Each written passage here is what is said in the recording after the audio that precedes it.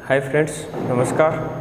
देखो, आज का अपना टॉपिक है साधारण ब्याज। और साधारण ब्याज में सबसे पहले हम पढ़ेंगे उसका कॉन्सेप्ट कि हमें जो 5 कंडीशन देगा ब्याज में, उनको हम सीख लेते हैं। और वो जो 5 कंडीशन होंगी वो होंगी अपने पास, जैसे मूलधन, दर, समय, मिश्रधन और ब्याज।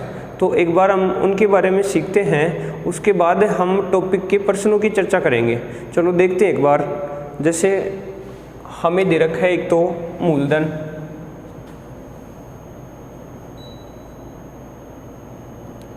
एक हमें देगा दर, एक देता है समय, एक होता है अपने पास ब्याज और एक होता है मिश्रधन।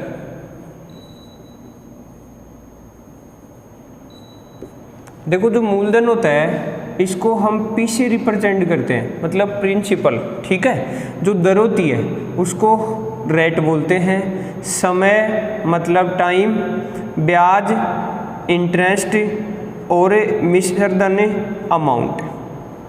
चलो सबसे पहले हम बात करते हैं दर की। देखो, जो दर होती है ना वो अपने पास परसेंट में दी होती है। ज़्यादातर जो दर होती है वो प्रतिशत में होती है। जैसे हमें दे दिया 10%। अब ये जो 10% है इसका मतलब समझते हैं। आगे हमें 10% के आगे हमें दे दिया वार्षिक। तो देखो, जो 10% होता है हमने लाभ हानि में भी पढ़ा है, प्रतिशत में लाभ या प्रतिशत में हानि देता है, छूट भी परसेंट में होती है। ऐसे अपने परसेंट में भी कुछ क्वेश्चन पढ़े थे, उनमें हमें परसेंट दिया होता है। यहाँ भी हम बात करेंगे तो देखो, ब्याज में जो दर होती है वो भी किस में होती है? परसेंट में होती है। हाँ, एक बात अलग है, जैसे 1/8 भाग ब्याज दिया तो वहाँ अपने पास परसेंट नहीं है। 1/7 भाग ब्याज दिया, वहाँ भी अपने पास परसेंट नहीं है। उनको भी हम सीखेंगे आगे।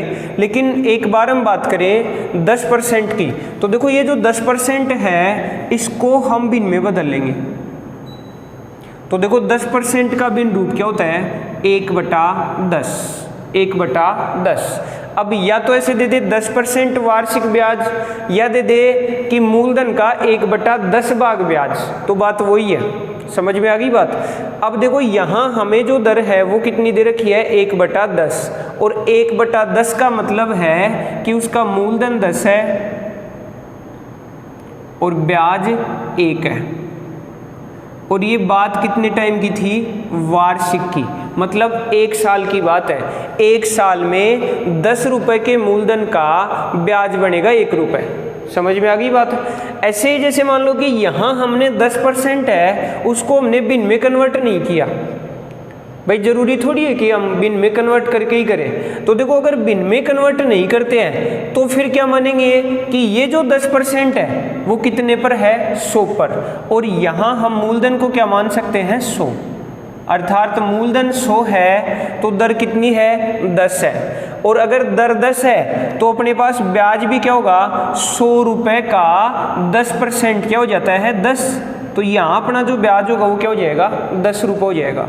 अगर मूलधन 100 लेंगे तो 10% के हिसाब से ब्याज क्या बन गया? 10 रुपये बन गया। मान लो हमें साथ साथ समय भी दे रखा है। जैसे समय में दे दिया 3 वर्ष। समय कितना दे दिया?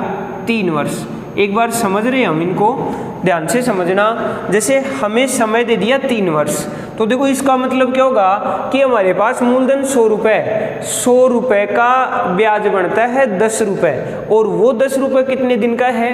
वार्षिक, मतलब 1 साल का 100 रुपये का ब्याज 10 रुपये।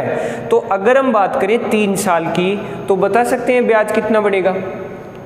भाई अगर 1 साल का 10 रुपये है तो 2 साल का 20 और 3 साल का 30। हाँ, एक बात और ध्यान रखना, जो साधारण ब्याज है उसमें अपने पास प्रत्येक वर्ष का ब्याज समान होता है।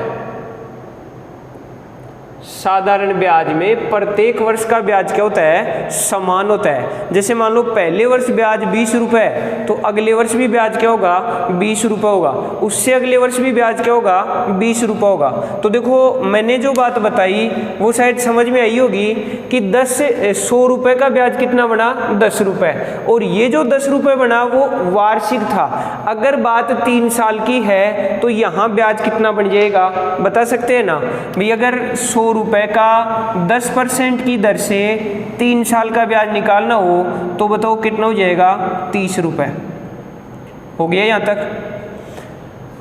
अब हम ये सीखे कि यार ये होता क्या है। तो देखो जो मूलधन है ना वो क्या है, कोई भी जो धनराशि है वो किसी व्यक्ति को हम उधार देते हैं, तो वो जो उधार दी गई राशि है वो क्या कहलाता है, मूलधन कहलाता है। ऐसे ही जिस दर पर उधार दी जाती है, जैसे मान लो कि हमने 100 रुपये उधार दिए और उससे कहे कि भाई 1 साल के 100 रुपये के मैं 10 रुपये ब्याज के रूप में लूँगा, जो अतिरिक्त राशि हम लेते हैं वो क्या होता है, ब्याज होता है। लेकिन जो अतिरिक्त राशि जिस हिसाब से लेते हैं, जैसे हमने बात की कि 100 रुपये के 5 रुपये लूँगा, तो 100 रुपये के 5 रुपये ले रहे हैं तो हमारे पास जो 5 है वो ब्याज की दर है। समझ में आई बात।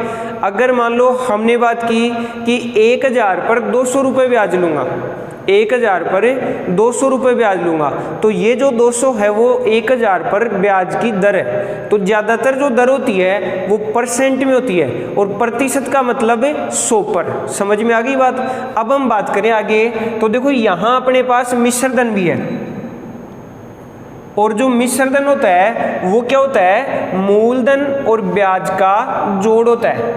तो अगर हमने यहाँ ब्याज 3 साल का लिया हो तो बताइए ब्याज कितना हो गया, 30। तो अगर ब्याज 30 हो गया तो मूलधन अपने पास क्या था, 100, तो यहाँ जो मिश्रधन होगा वो क्या होगा, 130। अगर हमने यहाँ 1 साल की बात की हो तो देखो ब्याज की दर कितनी थी, 10, अर्थात 100 रुपये पर ब्याज मिल रहा है 10 रुपये। अब अगर 1 साल की बात है तो 1 साल का 10 ही मिलेगा, और अगर 1 साल का 10 ही मिलेगा तो मिश्रधन कितना हो जाएगा, यहाँ मिश्रधन हो जाएगा 10 के हिसाब से 110। तो शायद मेरी बातें समझ में आई होंगी आपको। देखो एक बार फिर से हम रिपीट करते हैं, जो दर है वो किस में होती है, परसेंट में होती है। अधिकतर जो दर होती है वो परसेंट में होती है, ठीक है। अब अगर दर अपने पास 10% है तो बात अगर 3 साल की हो रही है तो 10% का मतलब है कि 100 रुपये की धनराशि पर 10 रुपये ब्याज, 100 रुपये की धनराशि पर 10 रुपये ब्याज। और ये 10 रुपये कितने दिन के हैं, वार्षिक है, मतलब 1 साल का ब्याज 10 रुपये है। तो बताइए 3 साल का ब्याज क्या होगा, 30। अगर 3 साल का ब्याज 30 रुपये हो गया तो मिश्रधन क्या होगा अपने पास, 130। इस प्रकार अपने पास यहाँ से दरें और समय के हिसाब से मूलधन, ब्याज और मिश्रधन का अनुपात आ जाता है। देखो हम जो बात कर रहे हैं वो इनके अनुपातिक मान की कर रहे हैं कि अगर अपने पास दर और समय दे रखा है तो उसके हिसाब से हम क्या क्या निकाल सकते हैं, मूलधन, ब्याज और समय, तीनों बातें हम निकाल सकते हैं। और उनका अनुपात अपने पास आ गया। देखो मूलधन का अनुपात क्या आया, 100। ब्याज का क्या आया, अगर हमने 3 साल के हिसाब से लिया तो ब्याज क्या आ गया, 30, और मिश्रधन क्या आ गया, 130। अब अगर इसको आगे हल करेंगे तो अपने पास क्या जाएगा, 10, 3 और 13 हो गया। मान लो हमने ये जो दर थी उसको भिन्न में कन्वर्ट करके हल कर दिया, तो देखो यहाँ अपने पास 1/10 आया था और इसकी हमने बात की थी कि जो ये 10 है, 10 पर 1 ब्याज है, और जो 10 है वो क्या होगा, मूलधन। देखो जो भी ब्याज बनता है वो मूलधन पर बनता है, जो भी हमें राशि उधार देते हैं उसी पे हम ब्याज लेते हैं। समझ में आ गई बात। तो देखो जो ब्याज बनेगा वो किस पर बनेगा, मूलधन पर। तो हमने मूलधन को क्या मान लिया, 10, और ब्याज क्या हो गया, 1। अब अगर मूलधन 10 है और ब्याज 1 है, ये बात कर रहे थे हम वार्षिक, अर्थात 10 रुपए का ब्याज क्या बनेगा 1 रुपए, और कितने दिन का बनेगा 1 साल का। अगर हम 3 साल की बात करेंगे यहाँ तो बताइए ब्याज कितना बन जाएगा 3 रुपए, और अगर ब्याज 3 रुपए बन जाएगा तो बताइए मिश्र धन क्या हो जाएगा 10 और 3 13 रुपए। तो देखो यहाँ से भी अपने पास मूलधन ब्याज और मिश्र धन का अनुपात क्या रहा है 10 3 और 13, यहाँ भी अपने पास यही है। समझ में आ गई बात। तो देखो अपने दोनों ही तरीके सही होंगे, लेकिन फिर दोनों सीखने की क्या आवश्यकता है, वो है जैसे मान लो यहाँ अपने पास जो दर है, देखो यहाँ तो सीधा सीधा 10% था, तो हमने 100 के हिसाब से निकाल लिया कि मूलधन 100 रुपये है, दर 10 है तो ब्याज 10 बनेगा, और 10 1 साल का बनेगा तो 3 साल का कितना हो जाएगा 30 रुपये, और मिश्र धन क्या हो गया 130 रुपये। इस तरह से कर लेंगे। लेकिन मान लो कि अपने पास जो ब्याज की दर है वो 12.5% आ गई, 12.5% वार्षिक ब्याज की दर से 3 वर्ष का समय दे रखा है 3 वर्ष। देखो दो ही बातें हैं अपने पास, एक तो ब्याज की दर है और एक अपने पास समय है। उन दोनों के हिसाब से हम मूलधन ब्याज और मिश्र धन का अनुपात निकालते हैं। तो देखो किस तरह से निकालेंगे। 12.5% का मतलब क्या होता है 1/8, 12.5% का मतलब क्या होगा 1/8, और 1/8 का मतलब क्या है 8 पर 1, और 8 पर 1 क्या है यहाँ 8 तो होगा मूलधन और 1 क्या होगा ब्याज। लेकिन ये जो बात है वो कितने दिन की है वार्षिक है। अब हमें जो हिसाब करना है वो कितने दिन का करना है 3 वर्ष का। तो देखो यहाँ अपने पास जो मान आ रहा है 1/8, इसमें मूलधन तो क्या हो गया 8, मूलधन तो क्या हुआ 8। ब्याज की बात करेंगे तो 1 साल का ब्याज है 1, तो बताइए 3 साल का ब्याज क्या होगा 3, ठीक है। और अगर हम मिश्र धन की बात करेंगे तो देखो मिश्र धन अपने पास आ जाएगा मूलधन प्लस ब्याज का जोड़, और बताओ कितना हो जाएगा 11। तो इस प्रकार अपने पास यहाँ जो मूलधन आएगा वो 100 आकर के आ जाएगा 8 आ जाएगा, और जो ब्याज आएगा वो कितना आ जाएगा 3 आ जाएगा, और जो मिश्र धन आएगा वो कितना आ जाएगा 11 आ जाएगा। समझ में आ गया होगा शायद। देखो हमने सीखा एक अपने पास मूलधन होता है, एक दर होती है, एक समय होता है, एक ब्याज होता है और एक मिश्र धन होता है। ये 5 कंडीशन होती है। मूलधन को हमने क्या माना 100 मान लिया, दर क्या होती है परसेंट में होती है R%, और समय को हमने क्या मान लिया T वर्ष में होता है। जो ब्याज होता है वो क्या होता है मूलधन गुणा दर गुणा समय। देखो कई बार एग्जाम में ब्याज का फॉर्मूला पूछ लेता है कि ब्याज का फॉर्मूला क्या होगा, तो ब्याज का फॉर्मूला होता है मूलधन गुणा दर गुणा समय। हाँ, अगर मान लो जो दर है वो परसेंट में है, दर अगर प्रतिशत में है तो नीचे क्या लगा देंगे 100 लगा देंगे। अगर दर प्रतिशत में है तो नीचे क्या आता है अपने पास 100 आ जाता है। बाकी जो फॉर्मूला होता है वो क्या होता है मूलधन गुणा दर गुणा समय। अब मिश्र धन की बात करेंगे तो मिश्र धन क्या होता है मूलधन प्लस ब्याज। जो मिश्र धन होता है वो क्या होता है मूलधन प्लस ब्याज, अर्थात P प्लस I, और ये क्या होता है अमाउंट, ठीक है। अब देखो कई बार यहाँ तो हमने मूलधन को 100 ले लिया, ये जो 100 होता है वो परसेंट के हिसाब से होता है। जैसे दर R% है और ये दर सीधा सीधा है, जैसे 20% है तो मूलधन को क्या माना 100, दर कितनी हो गई 20, अगर समय 2 वर्ष है तो 20 दूनी 40 ब्याज हो गया, है कि नहीं। और ब्याज अगर 40 हो गया तो आगे हम क्या करेंगे, यहाँ अपने पास जो ब्याज आया वो क्या आ गया 100 के हिसाब से आ गया, 100 गुणा 20 गुणा 2। तो देखो 100 से 100 कट जाता है और 20 दूनी 40, ब्याज कितना जाता है 40। अभी भी अपने पास 40 ही आया था, ठीक है। अब अगर ब्याज 40 आ गया तो बताइए मिश्र धन क्या हो जाएगा 140। दर कितनी मानी हमने 20%, समय कितना माना 2 वर्ष। ठीक है।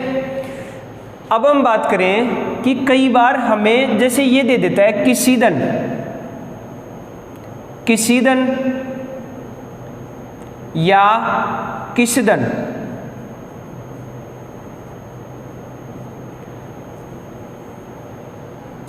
कई स्टूडेंट हैं जो फर्स्ट बार कंपटीशन की एग्जाम की तैयारी कर रहे हैं तो उनको ये पता नहीं होता है कि यार जो क्वेश्चन है वो कैसे पूछा जा रहा है या क्या पूछ रहा है। तो देखो कई बार हमारे पास ये आ जाता है, ये शब्द आते हैं किसी धन, किस धन, एक स्वयं शब्द भी आता है। ये जो वर्ड होते हैं वो किसके लिए होते हैं, मूलधन के लिए होते हैं। एक अपने पास आएगा कोई धन,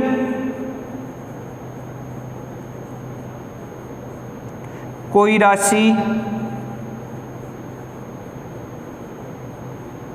ये जो शब्द होते हैं वो किसके लिए काम आते हैं, ये मिश्र धन के लिए काम आते हैं। किसके लिए काम आते हैं, मिश्र धन के लिए काम आते हैं।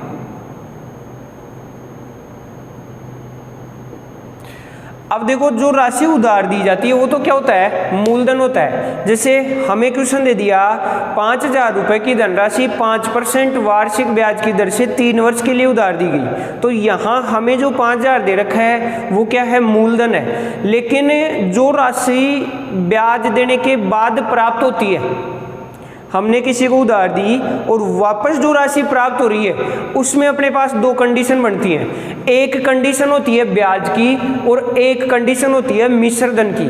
अगर ब्याज की कंडीशन है तब तो हमें साफ साफ ब्याज देगा कि साधारण ब्याज या चक्रवर्ती ब्याज भी दे सकता है, क्योंकि चक्रवर्ती ब्याज वाले प्रश्नों में चक्रवर्ती ब्याज दे देगा। अगर हमें यही दे रखा है कि कोई राशि 7,000 प्राप्त होती है, कोई राशि 7,000 प्राप्त होती है, तो यहाँ जो कोई राशि दे दिया वो क्या है, ये जो 7,000 प्राप्त हो रहा है ये अपने पास मिश्र धन है। देखो बाद में जो राशि प्राप्त होती है, उधार देने के बाद जो राशि हम वापस प्राप्त करते हैं उसमें 2 कंडीशन होती है, एक तो ब्याज और एक है मिश्र धन। अगर ब्याज देगा तब तो साफ साफ उस क्वेश्चन में ब्याज दिया गया होगा कि ब्याज 7,000 प्राप्त होता है, तब तो हम उसको क्या मान लेंगे, ब्याज मान लेंगे। लेकिन ऐसे दे दे कि 5,000 रुपए की धनराशि 5% की दर से कितने समय में 8,000 हो जाएगी। अब यहाँ कोई राशि भी नहीं है अपने पास, तो देखो यहाँ 5,000 रुपए की धनराशि 5% की दर से कितने समय में 8,000 हो जाएगी।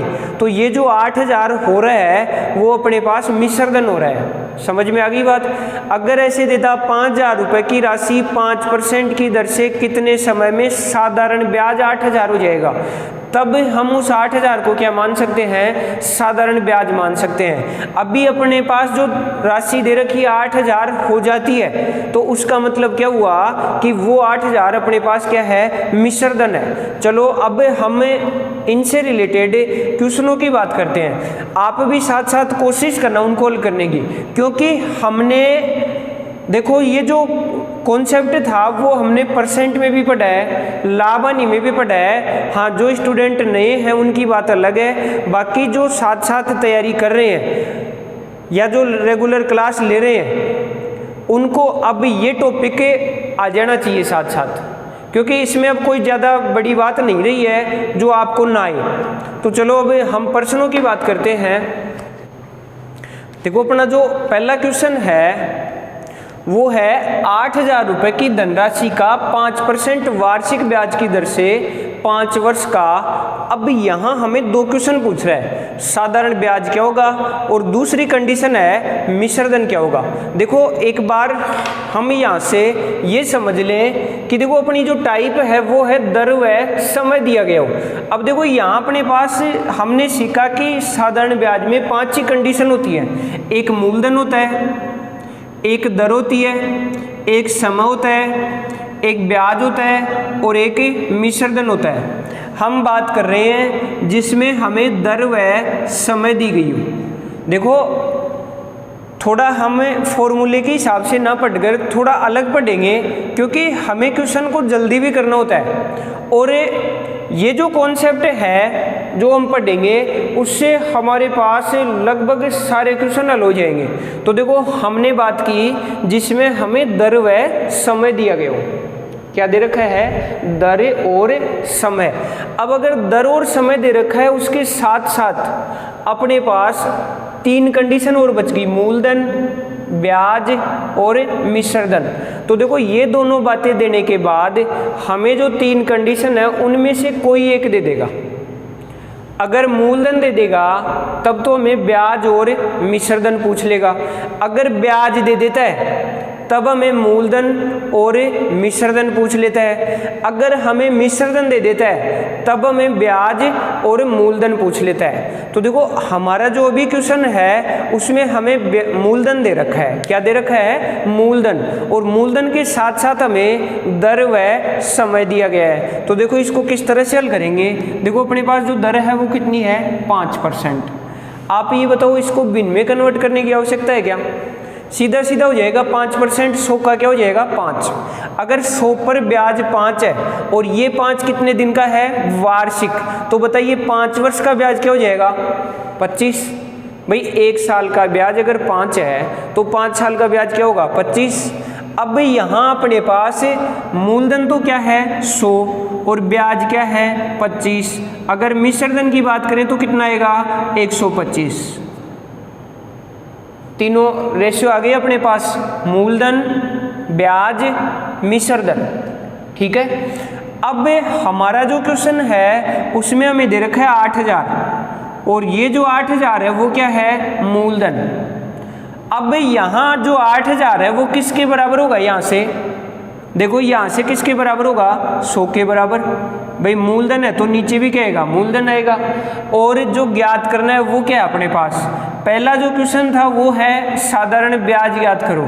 तो देखो इसको हम हल करेंगे तो 1 बराबर आ जाएगा 80। भाई 8000 बटा 100 को हल करेंगे तो यहाँ से अपने पास 1 की वैल्यू आती है।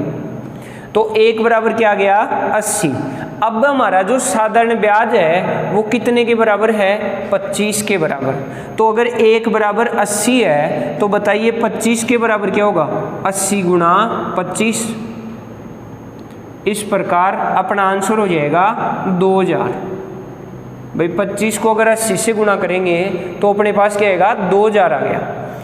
ऐसे अगर हम बात करें मिश्रधन की तो देखो हमारी जो कंडीशन है वो सेम रहेगी 8000 बटा 100, क्योंकि अगर हमें मूलधन दे रखा है तो नीचे भी हम मूलधन ही लगाएंगे।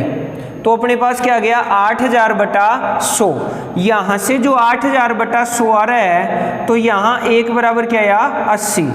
1 बराबर अगर 80 आ गया तो हमें कितने के बराबर चाहिए?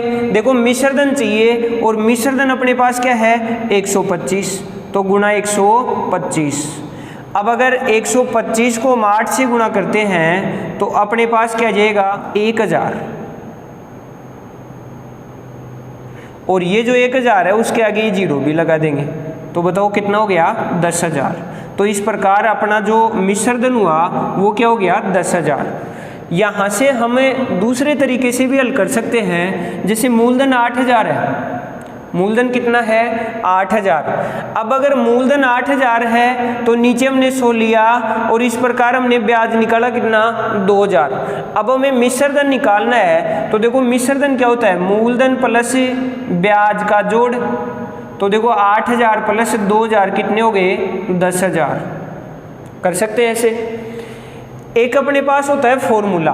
देखो फॉर्मूला क्या होता है? हमें ब्याज निकालना है और ब्याज का फॉर्मूला क्या होता है? मूलधन गुणा दर गुणा समय। और अगर दर अपने पास परसेंट में है तो नीचे क्या जाएगा? 100। ठीक है। देखो ब्याज का फॉर्मूला तो यही था, मूलधन गुणा दर गुणा समय। लेकिन अगर अपनी जो दर है वो परसेंट में है तो नीचे क्या जाएगा? 100। और इसको हम हल करेंगे तो देखो मूलधन क्या है? 8000। दर कितनी है? 5%। समय भी कितना है? 5 और बटा 100। इस प्रकार अपना हल होगा 5 गुना 5 25, 25 को 80 से गुना किया तो 2000, और ये जो 2000 है वो क्या आ गया अपने पास, ब्याज। कर सकते हैं। अब अगर ब्याज 2000 हो गया तो मिश्रधन भी निकाल सकते हैं। बताओ मिश्रधन क्या होगा, मूलधन प्लस ब्याज का जोड़, और मूलधन प्लस ब्याज का जोड़ कितना हो जाएगा, 8000 प्लस 2000 कितने आ गए, 10000। कर सकते हैं। तो शायद मेरा ये क्वेश्चन आपको समझ में आया होगा। अब हम इसी से रिलेटेड अगला क्वेश्चन लेते हैं और उसमें हम बात करेंगे कि जो दर है वो हमें भिन्न के रूप में दे रखी हो, दर हमारे पास भिन्न के रूप में हो, और उसके साथ साथ हमें मूलधन, ब्याज या मिश्रधन, इन तीनों में से कोई एक राशि दे रखी है। तो देखो हमने मूलधन का एक एग्जाम्पल कर लिया है, अब की बार हम एग्जाम्पल करते हैं मिश्रधन का। चलो अगला क्वेश्चन देखते हैं। देखो अगला जो क्वेश्चन है वो है कौन सी धनराशि 6.66% वार्षिक ब्याज की दर से 2 वर्ष में 10,200 रुपये हो जाएगी। ध्यान से समझना, अब की बार जो दर है वो अपनी भिन्न में है 6.66%। अब देखो इसको हम सबसे पहले भिन्न में बदल लेते हैं। तो देखो यहाँ इसको हल करेंगे तो अपने पास क्या होगा, 6 सही 2/3। बताया था मैंने कि 0.66 आ गया तो इसको क्या लिख सकते हैं, 2/3। 0.33 आता है तो उसको क्या लिखते हैं, 1/3। तो यहाँ हमने लिख दिया 6 सही 2/3। अब यहाँ अपने पास आया 6 सही 2/3%, और इसको हल करेंगे तो देखो अपने पास क्या आएगा, 3 गुना 6 18 और 2 20, 20/3, 20/3, और 3 के आगे देखो परसेंट भी लगा हुआ है तो आगे क्या लगा देंगे, 100। तो 20 बटा क्या हो गया, 300। इस प्रकार अपने पास आ जाएगा 2/30, और इसको हल करेंगे तो 1/15 हो गया यहाँ तक। अब देखो यहाँ से अपने पास 1/15 आया, वो अपने पास क्या आया, वार्षिक आया। और वार्षिक का मतलब क्या होगा कि 1 साल का 15 रुपए के मूलधन पर 1 रुपये ब्याज होगा। अब देखो कितना इजी हो गया भाई, मूलधन अपने पास 15 है और ब्याज 1 साल का 1 हो गया, तो हमें जो बात कह रहा है वो कितने साल की कर रहा है, 2 साल की। अगर 2 साल का ब्याज है तो बताओ कितना हो गया, 2 रुपये।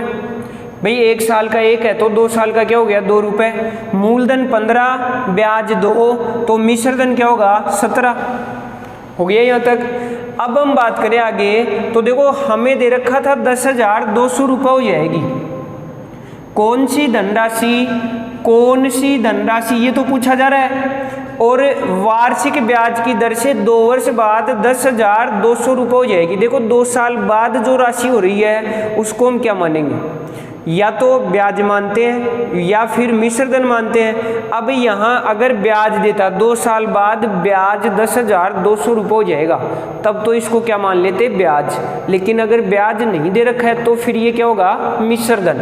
अर्थात अपने पास जो 10,200 आया वो क्या है, वो मिश्रधन है। अपने पास 10,200 अगर मिश्रधन है तो नीचे भी क्या आएगा इसके, मिश्रधन। और यहाँ से अपना जो मिश्रधन है वो कितना है, 17। ठीक है। अब हमें जो ज्ञात करना था वो क्या था, देखो कौन सी धनराशि, मतलब मूलधन पूछ रहा है तो बताओ यहाँ क्या लगा देंगे, 15।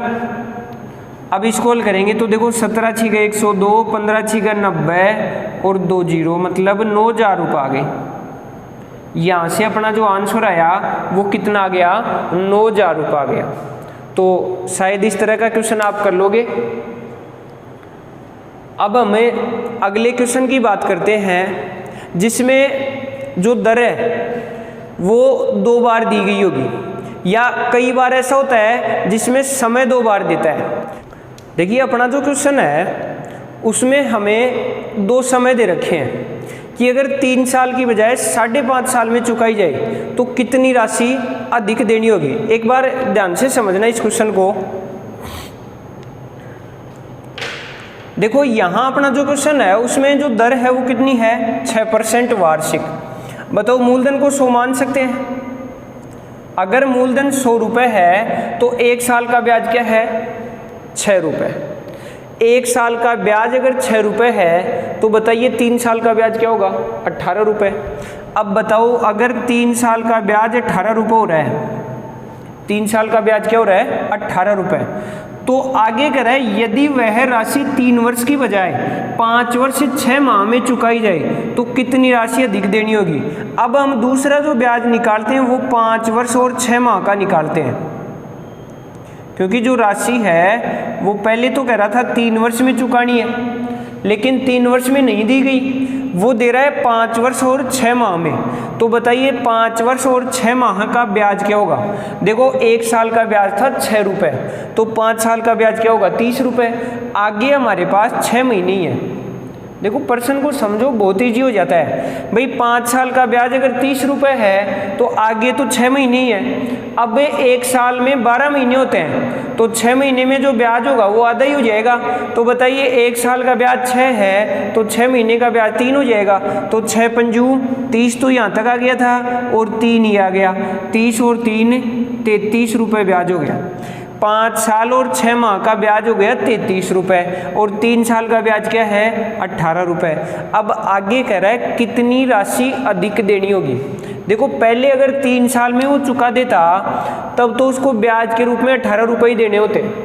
देखो मूलधन तो उसको देना ही देना है, 100 रुपये तो उसे देने ही देने हैं। अब 100 की बजाय यहाँ वो 18 देता, मतलब 118 देता, या तो इसको ऐसे लिख दें कि 118 देता, यहाँ 118 देता और यहाँ वो कितने दे रहा है अभी? 133 रुपये। तो अब आप यहाँ से देखो कि वो कितनी राशि ज़्यादा दे रहा है, बता सकते हैं ना। पहले 118 दे रहा था, अब 133 दे रहा है, तो कितनी राशि अधिक दे रहा है? 15 रुपये। कितने रुपए ज़्यादा दे रहा है? 15 रुपये ज़्यादा दे रहा है। अब हम बात करें तो देखो यहाँ हमारे पास ये जो 15 रुपये है ये तो अनुपात आया, और ये जो 100 है वो किसका अनुपात है? मूलधन का। देखो प्रश्न को समझो कि वो क्या पूछना चाह रहा है। तो यहाँ हमें पूछना चाह रहा था कितनी राशि अधिक देनी होगी, तो हमने दोनों का अलग अलग निकाल लिया। अब देखो 118 की बजाय 133 दे रहा है वो, तो कितने ज़्यादा दे रहा है? 15 रुपये। तो ये जो 15 है वो ज्ञात करना है हमें। अब देखो कैसे निकालेंगे। यहाँ हमें जो 15,000 था वो मूलधन था, क्वेश्चन में जो 15,000 रुपये दे रखे हैं ये क्या दे रखा है? मूलधन। ये जो मूलधन है वो किसके बराबर होगा? 100 के।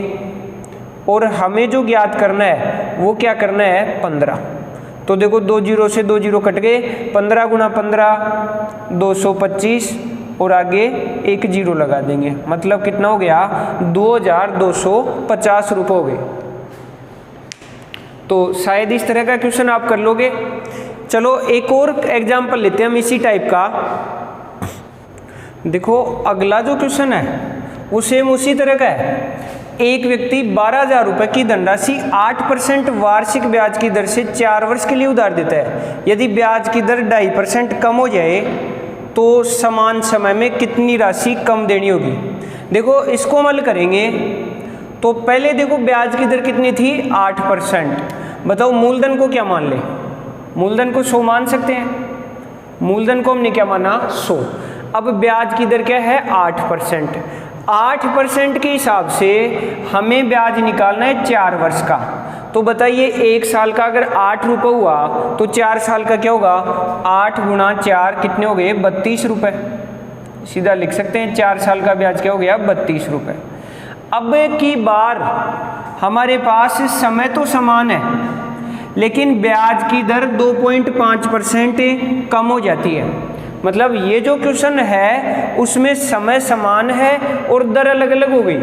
अब ब्याज की दर कितनी कम हो रही है? 2.5% कम हो रही है। इसका मतलब क्या हुआ कि पहले ब्याज अगर 8% था तो अब जो ब्याज लगेगा वो 5.5% ही लगेगा।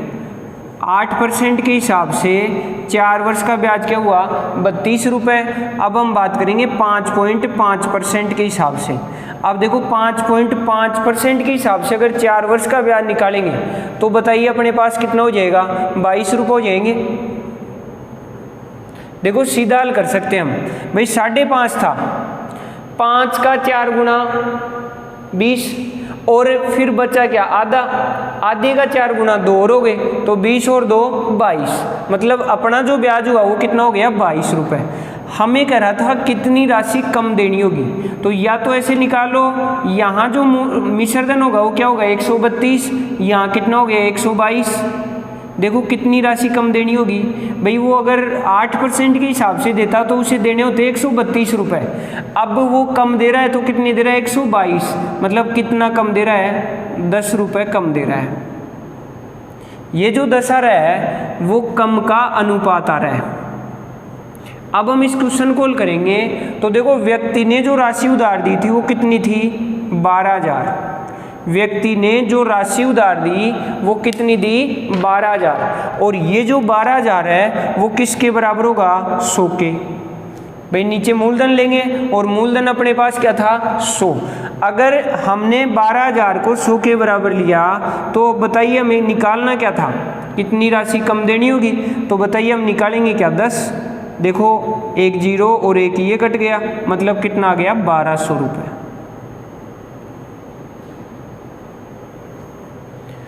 कई बार क्या होता है, जैसे यहाँ समय समान था, दर अलग अलग हो गई, कई बार क्या होता है दर भी अलग हो जाती है और समय भी अलग हो जाता है। तो इस प्रकार का एक क्वेश्चन करते हैं।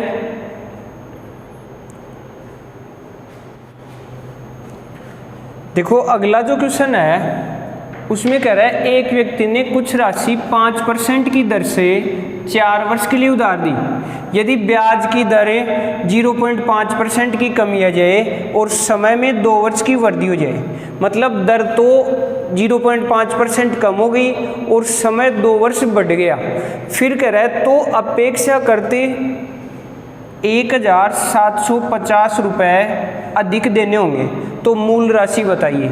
अब की बार देखो मूलधन तो पूछ रहा है और हमें अंतर दे रखा है, तो देखो इस प्रश्न को कैसे हल करेंगे। सबसे पहले हम क्या माने, मूलधन को 100 मान लें।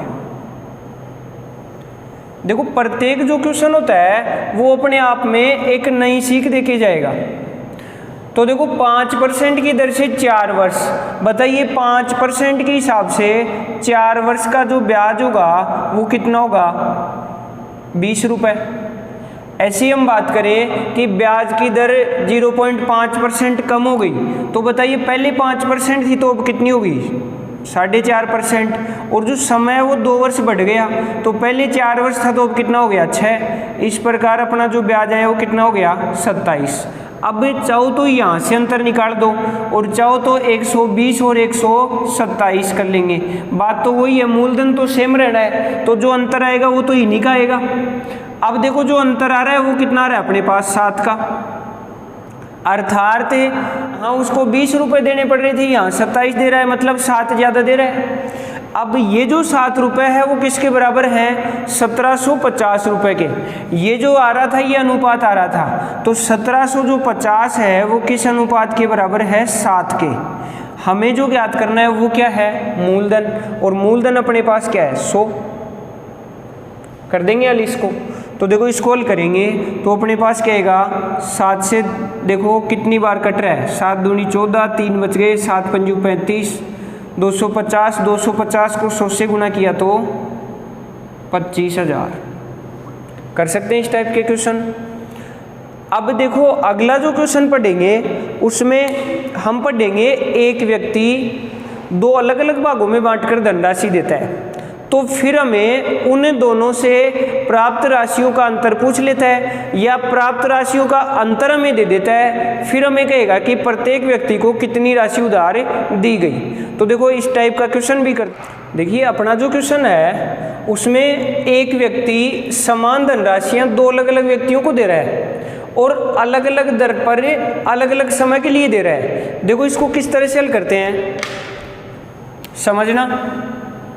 भाई उसने पहले आदमी को 12.5% वार्षिक दर से 3 वर्ष के लिए उधार दिया, दूसरे आदमी को 16/3% वार्षिक दर से 2 वर्ष के लिए उधार दिया।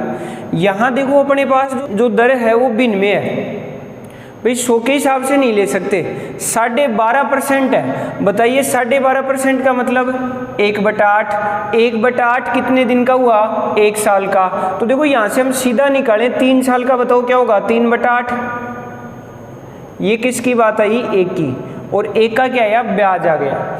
एक का ब्याज क्या हुआ, 3/8। अब हम अगर बी की बात करेंगे तो देखो बी की जो दर है वो कितनी है, 16 से 2/3%, और 16 से 2/3 का मतलब 1/6, और 1/6 कितने दिन का है, 1 वर्ष का। तो बताइए 2 वर्ष का कितना हो जाएगा, 2/6, और 2/6 को हम क्या लिख सकते हैं, 1/3। हो गया यहाँ तक। अब देखो अपने पास से यहाँ जो मूलधन लेंगे वो यहाँ तो देखो 8 होगा, और नीचे वाली कंडीशन में क्या होगा, 3 होगा। तो देखो दोनों ही कंडीशन में अपने पास जो मूलधन है वो भी अलग अलग आ रहा है। भाई हम 100 मान के करते तो ये हल ही नहीं होता तो सही, पर थोड़ा हार्ड हो जाता। अब इसकी वजह से हमने क्या किया, इसको हमने भिन्न में कन्वर्ट कर लिया। अब जो भिन्न में कन्वर्ट किया तो अपने पास देखो क्या आया, यहाँ तो मूलधन 8 आया, और नीचे वाली कंडीशन में मूलधन क्या आ गया, 3 आ गया। अब हम क्या करेंगे, देखो यहाँ से हमें जो दे रखा था वो था कि जो दोनों ही व्यक्तियों को राशि दे रहा है वो 1,20,000 दे रहा है। 1,20,000 रुपये एक व्यक्ति ने दिए और दूसरे को भी समान धनराशि दी, ऐसा ही दे रखा है। तो ये जो दोनों मूलधन होंगे वो समान होंगे। अब इनको समान बनाने के लिए हम क्या करेंगे, यहाँ से देखना, यहाँ अपने पास 8 है, यहाँ 3 है। समान बनाने के लिए इस 8 को तो किससे गुणा करेंगे, 3 से। अगर मूलधन 3 गुना होगा तो ब्याज भी 3 गुना हो जाएगा, और यहाँ अपने पास जो मान आएगा वो कितना आ जाएगा, 3 × 9 और 3 × 8 = 24। अगर यहाँ से हम बात करेंगे तो बताइए 3 को किससे गुणा करना पड़ेगा, 8 से। अब अगर ये 8 से गुणा हो रहा है तो ये ऊपर वाली संख्या भी किससे गुणा होगी, 8 से। तो 8/24 हो गया यहाँ तक।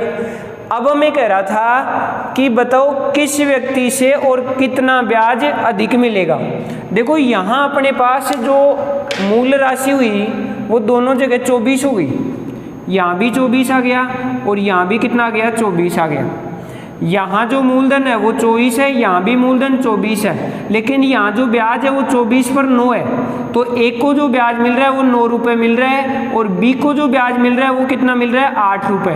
अब बताइए किसका ब्याज ज़्यादा है, ए का ब्याज ज़्यादा है, और कितना ज़्यादा है, 1 ज़्यादा है। अब हम बात करें मूलधन की, तो बताइए अपने पास जो मूलधन था वो कितना था, 1,20,000। क्वेश्चन का जो मूलधन है वो कितना है, 1,20,000, और ये जो 1,20,000 है वो किसके बराबर होगा, अब की बार 100 के बराबर नहीं होगा, अब की बार ये 1,20,000 होगा 24 के बराबर, और हमें जो ज्ञात करना है वो क्या है, 1।